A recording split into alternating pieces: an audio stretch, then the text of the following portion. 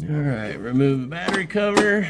There's 3 clips on the Talon, no problem. My battery right up in here. I like to take these eyelet connectors here and just cut them open.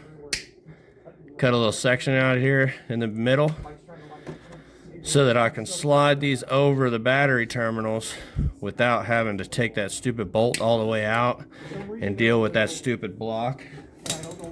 All right, so you just loosen the bolts up here, and then you can easily slide your modified eyelet connector right here. Bang. Just like that.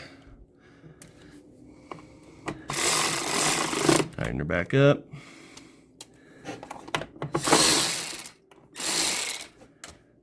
Same thing on the other side.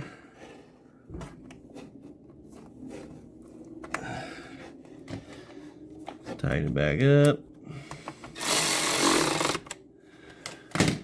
And then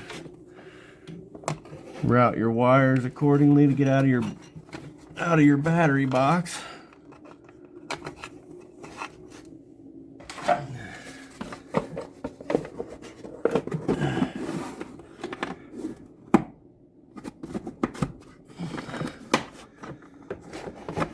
Grab a couple of those fancy zip ties that came with it and secure everything up out of the way.